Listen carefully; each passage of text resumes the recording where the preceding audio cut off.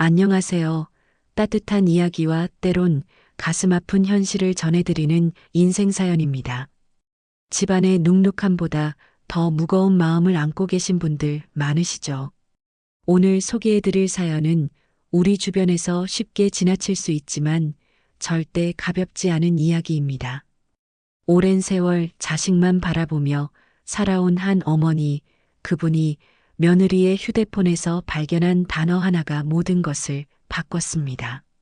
말 안 듣는 강아지쫑이라 불린 순간 그동안 참아왔던 마음이 터져버린 것이죠. 오늘 이야기 끝까지 함께 해주시고 구독과 좋아요, 댓글로 여러분의 생각도 들려주세요. 그럼 사연의 주인공을 만나보겠습니다. 안녕하세요. 저는 경기도 광주에 사는 72세 이정숙입니다. 결혼하고 곧바로 이 동네로 시집와 남편과 장사하며 두 아들을 키워냈죠. 큰아들은 결혼하고 도심으로 나갔고 지금은 며느리와 손주 둘을 두고 있어요. 젊을 때는 하루하루 쉴 틈도 없이 일만 했습니다.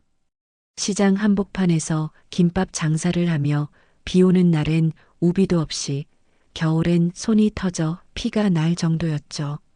그렇게 번 돈으로 아들 대학 보내고 결혼식까지 해줬습니다. 그땐요, 내가 좀 힘들어도 자식 잘 되면 그걸로 됐다고 생각했어요. 하지만 요즘은 문득문득 이런 생각이 듭니다. 나는 누구였고 지금은 누구인가. 명절 때마다 처갓집부터 챙기는 아들, 바쁜 일상 핑계로 청소 한번 도와주지 않는 며느리. 그래도 다 이해해야지라며 넘겨왔는데 며칠 전 며느리의 휴대폰에서 제 이름이 저장된 걸 우연히 봤습니다. 쫑? 그 이름 옆에 괄호까지 있더군요. 말 안 듣는 강아지라고. 그 순간 제 손에서 장바구니가 툭 하고 떨어졌습니다. 지금부터 들려드린 제 이야기는 그날 이후 시작됐습니다. 젊었을 적엔 아침 5시면 시장에 나가 장사를 시작했습니다. 떡볶이, 김밥, 순대 손끝이 얼어붙는 겨울에도 김이 모락모락 나는 국물을 끓이며 손님을 맞이했죠. 남편은 그 시절 교통사고로 먼저 세상을 떠났습니다. 그 후로는 오롯이 혼자 두 아들을 키워야 했고 한 번도 남에게 기대 본 적 없이 살아왔습니다. 큰아들 진수는 어릴 때부터 조용하고 책임감 있는 아이였습니다. 대학도 장학금 받으며 다녔고 결혼도 스스로 준비했죠. 며느리는 첫 인상이 참 단정하고 공손했어요. 처음엔 다행이다 싶었죠. 고생만 하다 이제 좀 따뜻한 가족이 생기나 싶었거든요. 그런데 이상하게 결혼하고 얼마 지나지 않아 며느리의 말투에서 날이 느껴졌습니다. 어머님, 이건 이렇게 하셔야 해요. 아, 그거 저희는 그런 식은 좀 불편해서요. 처음엔 예민한 제 탓이라 생각했지만 그런 일들이 계속 반복되다 보니 마음 한 구석이 서늘해졌습니다. 평일 낮엔 혼자서 살림을 챙기고 주말이면 애들 오기 전직 구석구석을 치웁니다. 진수가 좋아하던 된장찌개, 며느리가 예전에 한번 맛있다던 잡채도 만들고요. 하지만 주말 아침 전화 한 통 없이 방문은 멀어지고 청소라도 도와주겠다는 말 한마디 듣기 어려워졌습니다. 어머님, 저희 애들이 감기에 걸려서요. 이번 주는 처갓집 약속이 먼저 있어서. 핑계는 늘 그럴듯했습니다. 그리고 저는 매번 혼자 남겨진 냉기 가득한 거실을 마주해야 했습니다. 가끔은 이 집이 제 집이 맞나 싶을 때도 있습니다. 거실엔 손주들 장난감이 굴러다니고 냉장고엔 며느리 좋아하는 음식이 가득한데 막상 저는 밥 한 끼 같이 먹자 해도 다이어트 중이라서요. 라는 대답이 돌아옵니다. 그래도 참았습니다. 지금은 애 키우느라 바쁘니까 조금만 지나면 좋아지겠지. 그렇게 마음을 다독이며 하루하루를 견뎌왔습니다. 남편 사진이 걸려있는 거실 한켠에서 혼잣말을 자주 하게 됐습니다. 여보, 당신이라면 지금 뭐라고 했을까? 우릴 이렇게 만든 게 뭘까? 내가 뭘 그렇게 잘못했을까? 그날도 그랬습니다. 평소처럼 청소기를 돌리고 창문 닫고 잡채를 볶던 중 며느리가 갑자기 전화를 걸어왔습니다. 어머님 장 좀 봐야 하는데 같이 가주실 수 있으세요? 그래, 그래. 나야 시간 많지. 그렇게 함께 간 마트. 그곳에서 제 인생을 바꾼 그 장면을 마주하게 될 줄은 그땐 정말 꿈에도 몰랐습니다. 그날은 토요일 아침이었습니다. 며느리 선미가 오랜만에 먼저 전화를 걸어왔습니다.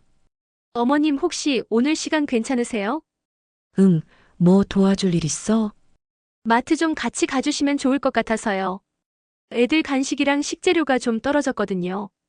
전화기 너머의 목소리는 상냥했습니다. 그 말에 마음이 살짝 풀렸습니다. 이제야 조금 마음이 열린 걸까? 늘 그랬듯 머리를 단정히 묶고 바깥옷을 챙겨 입었습니다. 그래도 며느리랑 장을 보러 간다니 기분이 좀 들뜨더군요. 장바구니를 접어넣고 나섰습니다. 마트는 주말이라 북적였고 선미는 익숙하게 카트를 밀며 이것저것 골랐습니다. 어머님 이거 드셔보셨어요? 요즘 유행이에요. 아니, 생소한데 이게 뭐니? 곤약으로 만든 다이어트 식품이에요. 제가 요즘 이런 거 먹거든요. 같이 웃으며 카트를 밀던 그 순간 휴대폰 화면이 잠깐 제 눈에 들어왔죠. 쪽말 안 듣는 강아지. 그 알림창에 이름이 뜨는 순간 제 숨이 멎는 줄 알았습니다. 며느라, 그거 누구야? 네. 아, 그게. 순간 선미의 얼굴이 굳어졌습니다. 하지만 저는 이미 봤습니다. 그 번호, 바로 제 번호였어요. 쫑? 그게 나니? 선미는 잠시 머뭇거리다 멋쩍은 웃음을 지었습니다. 아, 어머님 그냥 애들이 장난으로 저장한 거예요. 깊은 뜻은 없어요. 그 말이 더 큰 충격이었습니다. 손주들까지 끌어들여 이런 장난을 한다고?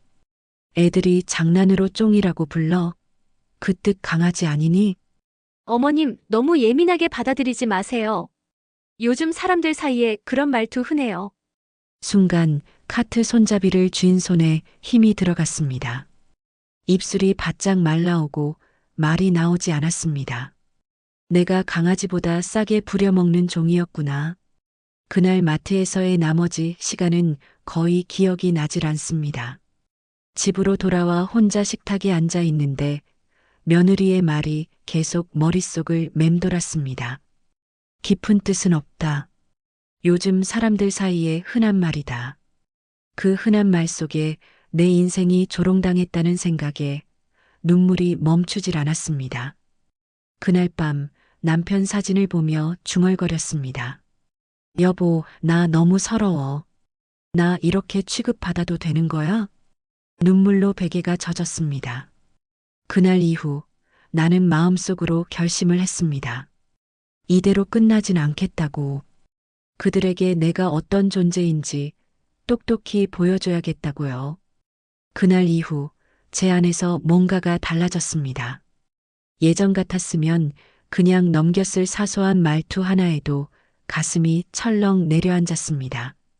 며느리의 눈빛, 말끝, 태도 그 모든 것이 제게는 쫑이라는 단어로 들렸습니다. 다음 주 일요일 아들이 찾아왔습니다. 어머니, 몸은 좀 괜찮으세요? 괜찮다. 뭐 별일 있었니? 선미한테서 들었어요. 마트에서 좀 언짢으셨다면서요. 그 얘기를 내가 들었구나. 진수는 무슨 변명이라도 하듯 말을 이었습니다. 요즘 유행하는 말투예요. 어머니, 너무 마음에 담아두지 마세요. 선미도 아기는 없었다고 하니까요. 내가 강아지보다 싸게 부려먹히는 쫑이라며? 그게 요즘 말투냐? 그 순간 진수의 얼굴이 굳어졌습니다. 어머니 너무 과하게 해석하시는 거예요. 그래, 해석일 수 있겠지. 근데 말이야, 너희 결혼하고 나서 내가 언제 사람 대접 받아봤니? 진수는 아무 말 없이 고개를 떨궜습니다. 그 침묵이 오히려 저를 더 고립되게 만들었습니다. 며칠 뒤 선미는 집에 찾아왔습니다. 어머님, 지난번 일 정말 죄송했어요. 농담이었어요. 그냥 편하게 생각하셔도 되는 거였는데. 그래. 너야말로 편하게 생각한 것 같더라. 사람 하나를 개 이름으로 저장해도 아무렇지 않게. 그 말에 선미의 표정이 일그러졌습니다. 저는 정말 장난이었어요. 어머님이 이렇게까지. 됐고, 내 마음은 알겠다. 근데 나도 마음이란 게 있어서 말이다. 제가 처음으로 선미에게 그렇게 말했습니다. 그동안 어떤 일이 있어도 참아왔던 제 입에서 나온 가장 단단한 말이었습니다. 그 후로 선미는 예전보다 더 조심스러운 태도를 보였습니다. 하지만 그 조심스러움조차도 저에 대한 존중이 아니라 불편함에서 비롯된 듯 느껴졌습니다. 어머님, 주말에 아이들 데리고 처갓집에 좀 다녀오려고요. 괜찮으시죠? 그래, 그 집엔 잘 다녀오더라. 저희가 뭐 잘못한 건가요? 물어봐줘서 고맙다. 근데 이제는 내가 뭘 잘못했는지도 모르는 게 더 큰 문제 같다. 그 말에 선미는 아무 대답 없이 현관문을 나섰습니다. 이젠 눈치를 보는 것도 표정을 읽는 것도 지쳤습니다. 하루는 우연히 선미가 친구에게 보낸 메시지를 보게 됐습니다. 시어머니 또 감성팔이 시작. 요즘 자꾸 유원장이 어쩌고 피곤해 죽겠음. 그 문장을 보는 순간 손에 들고 있던 휴대폰이 바닥에 떨어졌습니다. 더는 감정의 여지가 없었습니다. 그날 밤 오래된 문서 서랍을 꺼내 앉았습니다. 남편이 남긴 땅 문서, 보험 증서, 적금 통장. 한 장 한 장 꺼내며 생각했습니다. 이제 나도 나를 지켜야 할 때다. 그날 밤은 거의 뜬 눈으로 보냈습니다. 그동안 짓눌려 있던 감정이 조금씩 각성으로 바뀌기 시작했습니다. 며느리와의 충돌 이후 며칠간 집안은 조용했습니다. 전화도 없고 방문도 없고 평소보다 훨씬 평온한 일상이었죠. 그 적막이 오히려 저를 편안하게 만들었습니다. 그래, 이게 내 공간이지. 괜히 누군가에게 잘 보이려고 했던 내가 바보였다 싶었어요. 그러던 어느 날 아들이 먼저 전화를 걸어왔습니다. 어머니, 요즘은 좀 괜찮으세요? 응, 덕분에 편안하다. 이번 주말엔 저희가 아이들 데리고 갈게요. 어머니 좋아하시는 갈비찜도 사갈게요. 의외의 말에 순간 멈칫했습니다. 그래, 바쁘겠지만 와주면 고맙지. 그날 오후 며느리와 아이들, 진수가 집으로 왔습니다. 정말로 갈비찜과 과일 바구니, 아이들 장난감까지 들고 왔더군요. 며느리는 부엌 청소까지 도우며 연신 미소를 지었습니다. 어머님, 예전처럼 된장찌개도 같이 끓여볼까요? 그래, 오랜만에 같이 해볼까? 주방 가득 국물이 끓는 소리와 아이들 웃음소리가 퍼졌습니다. 그날은 정말 오랜만에 가족 같다는 느낌을 받았습니다. 저녁 식사 후 진수가 조심스럽게 말을 꺼냈습니다. 어머니, 지난번에 유원장 이야기 하셨잖아요. 응, 왜? 혹시 정리하신 거 있으세요? 저희가 도와드릴 수 있을까 해서요. 그 순간 조용하던 공기가 묘하게 바뀌는 걸 느꼈습니다. 아직이야. 그건 내가 할 일이니까. 그래도 어머니 너무 혼자서 다 하시지 마세요. 그런 건 가족끼리 상의해서 하는 거예요. 며느리는 고개를 끄덕이며 덧붙였습니다. 맞아요, 어머님. 요즘은 재산 문제도 미리미리 정리해야 분란도 없고요. 그 말에 젓가락질을 멈췄습니다. 분위기는 여전히 화기애애했지만 제 안엔 서늘한 기운이 감돌기 시작했습니다. 아, 이게 그들이 말한 가족끼리 상의라는 거구나. 그날 밤 며느리는 설거지를 마치고 제 방으로 들어왔습니다. 어머님, 정말 죄송했어요. 그날 있었던 일들. 그래, 알겠다. 누구나 실수할 수 있지. 앞으로는 진짜 잘할게요. 어머님이 어떤 마음이셨는지 이제야 알 것 같아요. 그 말이 거짓 같진 않았습니다. 하지만 그 타이밍이 너무 완벽해서 오히려 마음이 더 복잡했습니다. 진심이라 믿고 싶었지만 머릿속 한편에서는 계속 경고음이 울렸습니다. 다음 날 아침 진수는 출근하고 며느리와 단둘이 커피를 마셨습니다. 어머님 혹시 그 시골 땅 요즘 개발 얘기 있다면서요? 응, 누가 그러디? 진수가 인터넷에서 봤대요. 혹시라도 팔 생각 있으시면 저희가 좀 도와드릴 수 있어요. 그 순간 커피잔이 손에서 미끄러질 뻔했습니다. 결국 여기가 목적이었구나. 겉으론 웃으며 고개를 끄덕였지만 속은 이미 서서히 굳어가고 있었습니다. 그날 밤 오래된 서랍을 다시 열었습니다. 남편이 남긴 땅 문서, 보험 증서, 적금 통장. 이제는 진짜로 정리할 시간이라는 걸 느꼈습니다. 하지만 그 방향은 아들이 기대하는 것과는 전혀 다르게 흘러갈 예정이었습니다. 며느리와의 갈등이 잠시 잠잠해진 듯 보였지만 제 안엔 늘 무거운 감정이 가라앉지 않았습니다. 진수와 선미가 유독 친절해진 시점, 그들이 묻는 질문, 건네는 말투, 어딘지 모르게 어색하고 의도적인 느낌이 강했습니다. 며칠 후 우연히 진수의 자동차에 두고 내린 가방을 전해주기 위해 아들의 회사 근처로 갔습니다. 진수는 부재 중이었고 저는 1층 카페에서 잠시 기다리기로 했죠. 그런데 그때 제 눈에 익숙한 얼굴이 들어왔습니다. 며느리 선미였습니다. 그녀는 회사 근처에서 한 남자와 다정히 앉아 대화를 나누고 있었습니다. 가까이 다가가 보니 그 남자는 예전에 한두 번 마주쳤던 선미의 오빠였습니다. 박근태. 결혼식 때 인사 한 번 하고 그 이후엔 얼굴도 보기 힘들던 사람이죠. 두 사람의 대화는 조용했지만 분위기는 수상했습니다. 엄마 땅만 정리되면 우리도 숨 좀 쉴 수 있어. 그래서 그거 어떻게 되는 건데? 진수 오빠한테 유언장 압박하라고 했어. 엄마한테는 잘해드리는 척하면서 슬슬 물어보고 있고. 그 순간 제 귀가 의심스러웠습니다. 바로 뒤에서 들려오는 말이 저에 대한 이야기라는 확신이 들었습니다. 유언장 압박? 잘해드리는 척? 그제야 모든 퍼즐이 맞춰졌습니다. 며느리의 갑작스런 태도, 변화, 아이들 데려와 웃고 떠들던 그날의 가족 모임. 그리고 갈비찜과 청소, 된장찌개 모든 것이 계산이었다는 사실이 너무 선명해졌습니다. 집으로 돌아오는 내내 손이 떨렸습니다. 바보 같았습니다. 잠깐의 따뜻함에 속고 한 번쯤 진심이라 믿고 싶었던 제 자신이 원망스러웠습니다. 그날 밤 선미에게 일부러 전화를 걸었습니다. 선미야, 이번 주말엔 나도 좀 바빠서 너희 집에 못 갈 것 같다. 네. 어머님 무슨 일 있으세요? 그냥 나도 이제 내일 좀 해야 할 것 같아서. 선미는 당황한 듯 했지만 애써 평정을 유지했습니다. 아, 네, 어머님. 다음에 또 시간 되시면 말씀 주세요. 통화를 끊고 거실에 앉아 저는 오래된 노트를 펼쳤습니다.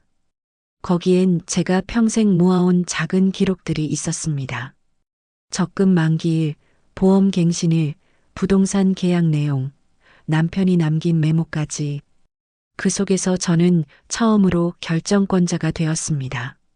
누구의 아내도 누구의 엄마도 아닌 나로서요. 다음 날 동사무소에 들러 법률 상담 예약을 했습니다. 그리고 친구 말순이에게 이런 말을 했습니다. 말순아, 나 이번엔 진짜로 마음 정했어. 뭘 정했는데? 이젠 나도 내가 가진 걸 나답게 쓰려고. 아무도 날종이라 부를 수 없게. 며칠 후 아들과 며느리가 다시 집으로 찾아왔습니다. 며느리는 케이크 상자를 들고 왔고 진수는 멋쩍은 웃음을 지으며 말했습니다. 어머니, 이번엔 저희가 제대로 준비해 봤어요. 어머니 생신도 얼마 안 남았고, 고맙구나. 벌써 그런 날이 됐네. 그 말에 며느리는 환하게 웃으며 상을 차렸습니다. 생일상이 차려지고 손주들이 노래를 부르고 촛불이 꺼졌습니다. 순간 저는 묘한 감정에 휩싸였습니다. 이 모든 게 또다시 연기일 뿐이라면? 식사 후 진수가 조심스레 말을 꺼냈습니다. 어머니, 지난번에 말씀하셨던 그 시골 땅이요. 혹시 서류라도 좀 볼 수 있을까요? 갑자기 왜? 아니, 뭐 그냥 요즘 땅값도 들쭉날쭉하니까 미리 파악해두는 게 좋을 것 같아서요. 그 말에 저는 고개를 천천히 끄덕였습니다. 그래. 그럼 너희도 내 서류 하나 같이 봐줄래? 저는 조용히 방에서 서류 한 장을 들고 나왔습니다. 그건 바로 증여포기 각서 초안이었습니다. 이건 뭐예요? 이건 내가 가진 모든 재산을 사회에 기부하겠다는 내용이야.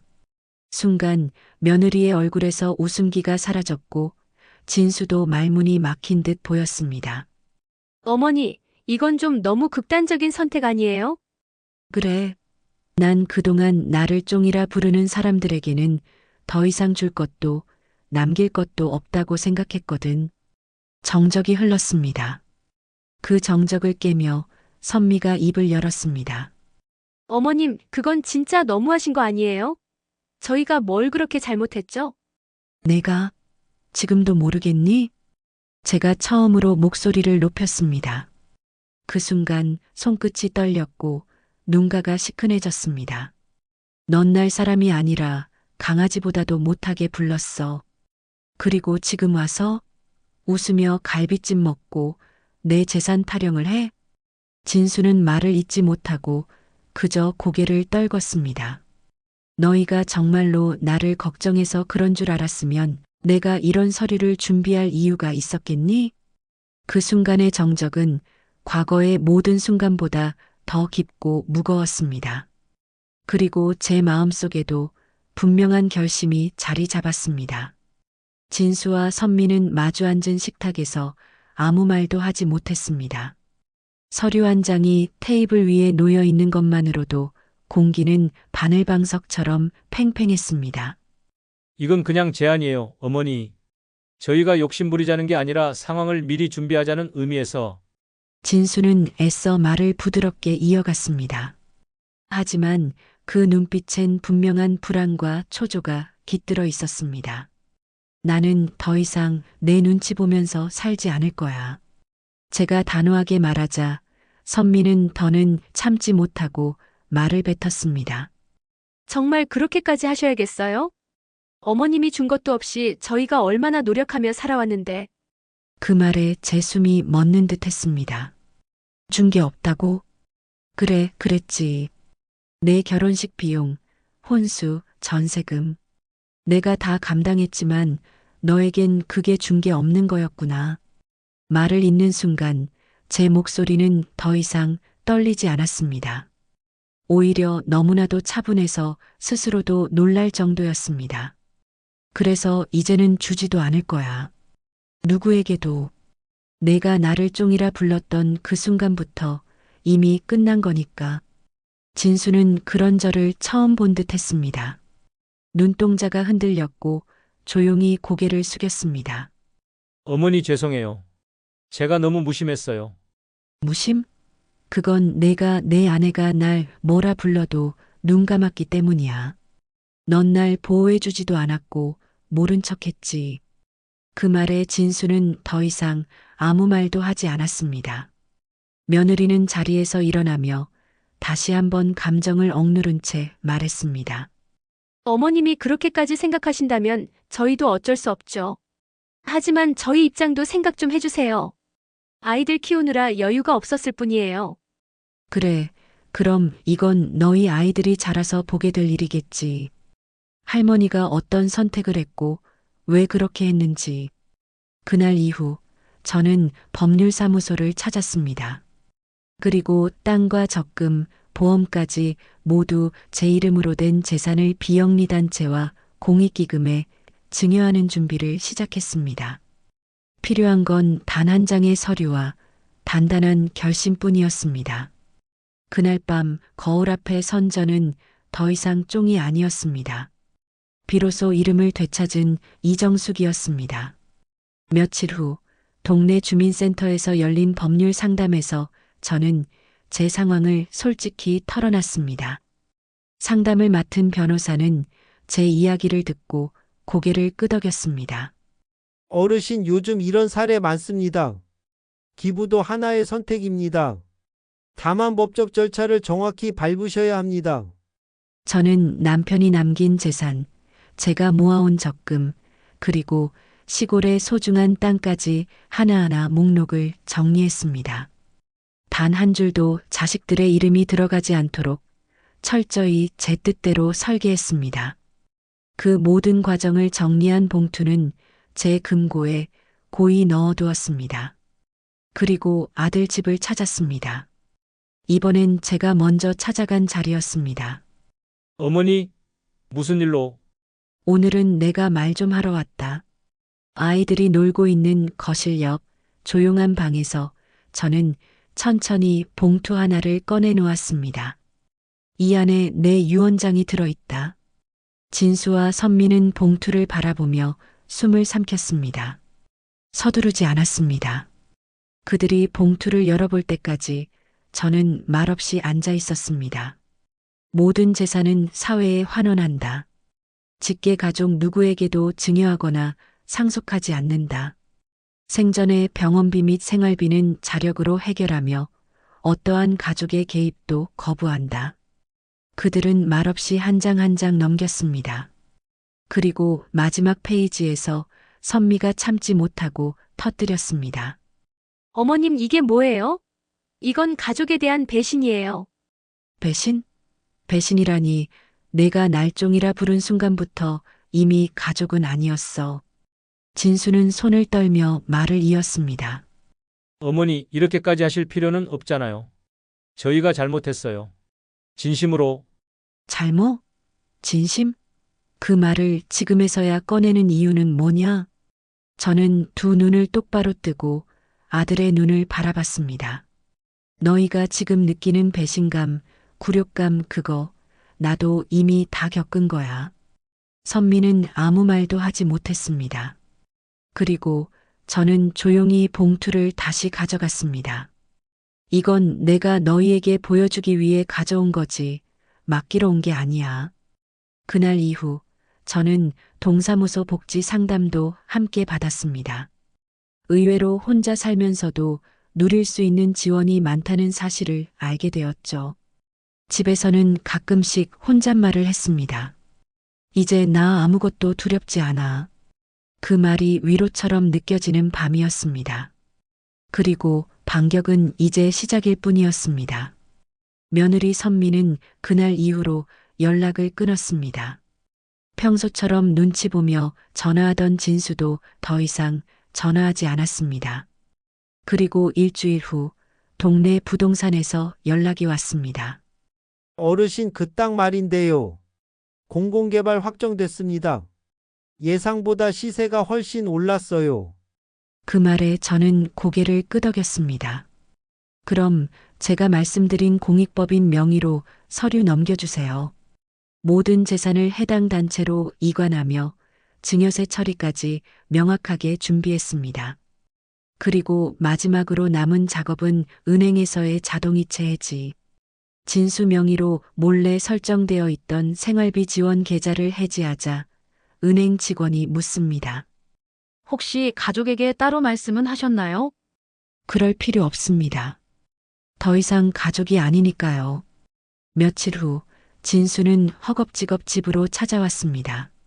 얼굴은 새하얗고 숨을 헐떡이며 말했습니다. 어머니, 카드값이 이체가 안 됐어요. 혹시 내 돈으로 너희 카드값 갚던 시절은 끝났어. 진수는 멍한 표정으로 거실에 앉았고 한참 뒤 말했습니다. 어머니 진짜로 기부하신 거예요? 그래. 너희한텐 아무것도 남기지 않았어.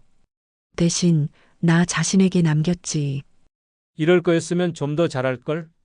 그 말에 저는 냉정하게 고개를 저었습니다.